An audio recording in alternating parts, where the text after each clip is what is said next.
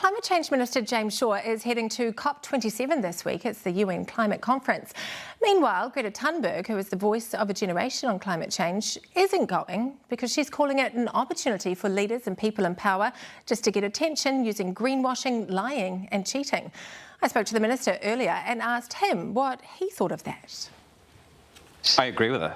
I mean, I think that is always a feature of these conferences, and it's one of the things that I find incredibly frustrating, is that in the one opportunity that we have to try and make progress as a planet on reducing emissions, there are loads of countries and companies who kind of use it as an opportunity to showcase inaction, and kind of clothe themselves in this kind of veneer of concern while actually not really doing anything about it. But you still think it's important to go, though? I do. I think look, let's put it this way, it's a deeply imperfect system, but it's the only one we've got, and we really need it, because without it, we would be absolutely nowhere. What is striking to me, with Greta Thunberg saying that she's not going, is that division that seems to be happening between activists in this space and sort of consensus builders like yourself. What do you think about that? Well, I can completely understand the tension, right? So, my friends at Greenpeace say that winning slowly on climate change is the same thing as losing because we are up against the clock. And we had just had that report saying that it's highly unlikely that we'll actually make the 1.5 degree threshold now. So we do need to move at the scale and the speed of the crisis. At the same time, the issue that, one of the reasons why, in fact, one of the primary reasons why we've made virtually no progress in 30 years is because we haven't been able to get agreement that sticks. So you've seen that here in New Zealand. One government comes along, tries some stuff, another government comes along, trashes it, and you don't make any progress. So I think the really important thing is that actually, if we're going to make any progress at all, it has to be enduring. It has to have a level of consensus to it. Yeah, well, and I think, Greta Thunberg is obviously frustrated at that lack of progress. You seem to be frustrated by it too. The UN Environment Programme, as you've mentioned, report this week, the most recent one, shows COP nations are woefully far behind hitting their targets to reduce global warming. Is last year's goal of keep 1.5 alive, is that dead? It's on life support. And the thing I want to be really cautious about here when I say that is that it is also really important that we don't take that as a signal to give up. Because if we just gave up and said, look, let's stop trying to cut pollution, let's just focus on adapting to the effects, that would be catastrophic. There also does need to be accountability. If you're going to set a 1.5 goal, if we don't reach that, we just wave it off and now it's 2.8 instead? Well, again, what it means to me is we have to redouble our efforts, right? We've absolutely got to stop putting this pollution into the atmosphere that causes climate change in the first place. The fact that, we said by 2050 we want the whole planet to be on average carbon neutral, it's clearly too late for that. Things are moving far more quickly than I think we anticipated, even a few short years ago when we signed the Paris Agreement. And so to me, that's just, you got to kind of crack on with it and redouble your efforts. So the Paris Climate Agreement set out clear plans as to how countries could achieve their 1.5 goal. Let's say that it is shifting slightly now, but many haven't put them into action. How are we doing? Well, not good by the looks of things. Well, look, everything that we have done since we got into government at the end of 2017 has been about taking the Paris Agreement and transferring it into our domestic environment. Yeah, and I want to know about how we're doing. Give you an example? Sure. Look, the clean car discount that we introduced this last year has meant that last month 30% of all new cars sold in New Zealand were electric vehicles. Now, when we got into government, it was 1%. A year ago, it was 5%. Now it's 30%. So we've really turned the dial on that, and we know that the emissions profile from transport will change as a result, right? So that's huge progress as a result of one policy intervention. And if we can start to replicate that in other areas, and it is really important, by the way, in transport, because that was the area of our emissions that was growing the fastest. Yes, so but it is a small part of the puzzle, isn't it? So how are we doing overall? How would you rate it? Poor? Yes, frankly. It's taken us 30 years to get to the start line, and there is a lag time. You put these policies in place, they start to have an effect, but it's actually a few years before you see how you're really doing. Our emissions are down now about 5% on where they were when we got into government. However, a lot of that was due to COVID. And so the data from the last few years is really messy because we've had this other thing that's completely changed what's going on in the economy. So it's going to be a few years before we can actually see what the trend line is. And I want to talk to you about an important part of that, which is He Waka e Kanoa. Will you be talking about it that at COP, given that Fed farmers might pull out?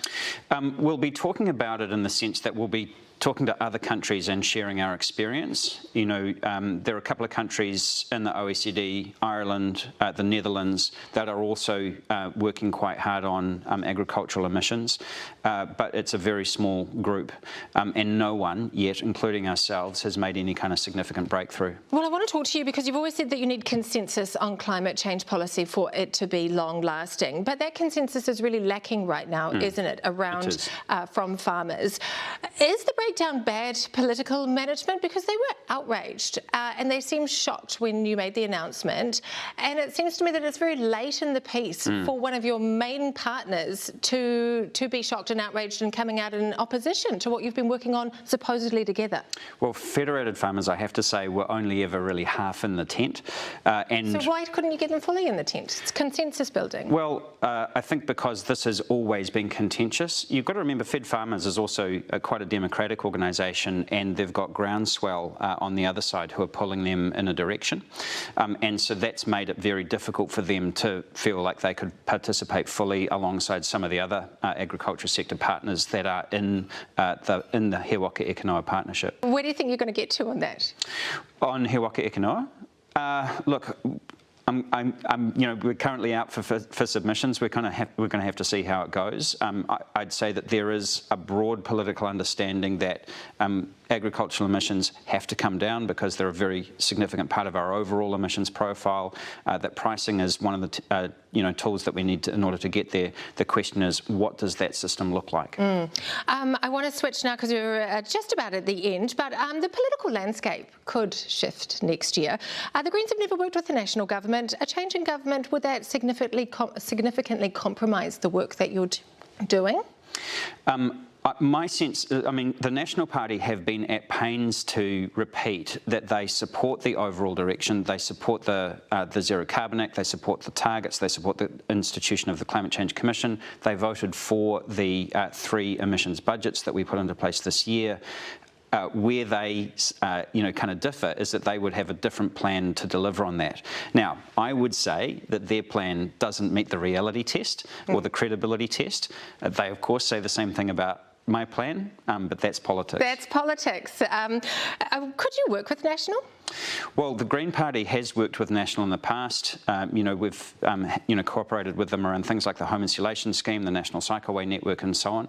I have to say that if I was given the choice, why would I switch from working with the Labour Party, who, whilst I am, occasionally frustrated by the set of decisions that they make because I don't think they're going fast enough, the National Party have shown no evidence that they would go any faster. In fact, they strongly suggest they would go slower. So just the other day, Christopher Luxon said that they would reopen oil and gas exploration off the coast of Taranaki. Why you would do that at this particular moment in history is completely bonkers to me. And it would be toxic to a lot of people in your party. I have another question for you on Christopher Luxon. He told a group of farmers this week, leaping into the vacuum or the void that exists at the moment between you guys, saying New Zealand has the 9th largest exclusive economic zone in the world. That is a huge area of ocean that acts as a massive carbon sink. So we can use that to offset our carbon if we change the way we count it. What's he talking about? Well, what I infer from what he's saying is that we can meet our obligations to reduce pollution by changing our accounting system, and that is completely unscientific. Now, there is a very significant potential for decarbonisation, and what we call blue carbon, but that's got to be based on rigorous science, not on changing your accounting methodology. So the idea that we can somehow go, oh, actually it's fine because we're just going to change our accounting methodology, that makes no difference to what we put into the atmosphere at all, and that's what we need to focus on. Sort of a businessman's approach, isn't it? I have one final question for you. It is an election year next year. Will you be co-leader of the Green Party throughout that period? I would hope so, but you'd have to ask the members of the Green Party. My intention is to carry on for sure. Wonderful. Thank you so much for joining us here on The Nation, James Shaw. Thank you. Well, our climate correspondent Isabel Ewing was watching that interview with me. What surprised you or stood out to you about that interview, Isabel? Rebecca, I think you just have to feel for Jimmy Shaw on this. You know, he's fighting this climate fight and every action is met with opposition. You know, everything requires this consensus to get the longevity. And we all know that in politics, getting consensus is just the hardest thing. You know, look at pricing farming emissions. James Shaw, when I spoke to him yesterday, described the environment out there around that as febrile, which is James's very mild-mannered way of saying it's a total cluster, because you asked him there if that, you know, speaks to bad political management. I think absolutely it does. The farmers, the government told the farmers to go away and come up with their own proposal, which they did, and perhaps it wasn't perfect, but instead of going with that, the government said, okay, well, no, actually, we're going to tweak that and announce this. And so, of course, that was like kerosene match, boom, and the industry, no one's happy now. You've got farmers angry, you've got environmental activists unhappy, and Shaw saying that the scheme is going to evolve anyway after 2025. And so why not just get something that everyone's on board with? It's not perfect, and then at least you're going forward in unison, whereas now it sort of feels like the government's going to find it very hard to return to a sensible negotiating position with farmers. Yeah, well, the battle is back on, isn't it? It is a missed opportunity. What are the key things that you'll be looking for at COP27, Isabel?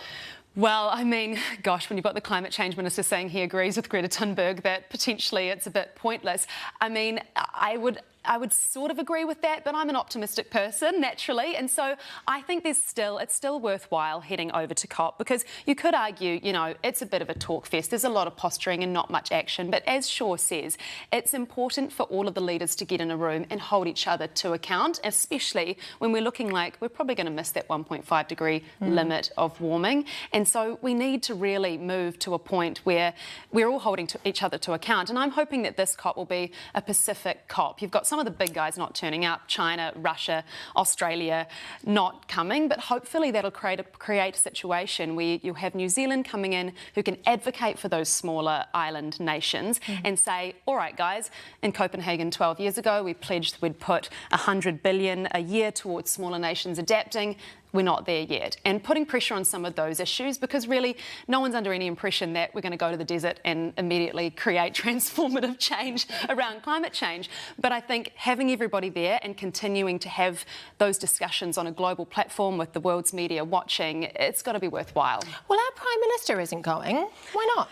Yeah, so I did a story about this actually for Newshub Live at 6 last night and got a bit of flack from her office, who said that we've got APEC coming up, we've got the East Asia Summit coming up. Those are meetings that the Prime Minister has to get to. And so logistically getting all the way to Egypt, a 40-hour flight one way, is a bit of a mission when she's got that stuff going on as well. And so I do understand those logistical challenges, but when you've got a Prime Minister who said that climate change is her generation's nuclear-free moment and she's never been to a COP, the thing with climate action that helps push it along is bringing people along. And so, you know, her presence there to talk up this plan that they have to price emissions surely would be worth something. And you know, having the Prime Minister on the world stage there talking up those plans, even if she can't go, perhaps Damien O'Connor, our Agricultural Minister, going along. But then on the flip side, if she does go, she might get attacked for virtue signalling on the world stage. And so she can't really win on this one. And I have to say that the Nats putting the boot in for her, the National Party putting the boot in for the Jacinda Ardern not going along is a little bit rich, given, as the Minister mentioned there, we've got Chris Luxon saying he would reopen gas exploration, which is one of the gruntiest policies that the government's managed to get across the line on climate action. And so, I mean, I think the thing with climate action is it requires that partisan support, and the National Party kind of choosing to kind of cater to that groundswell vote rather than perhaps contributing to the conversation in a more productive way. It's a bit disappointing to see. Yeah, they're playing politics with it. Thank you so much for joining us here on The Nation for your analysis. Thanks, Rebecca.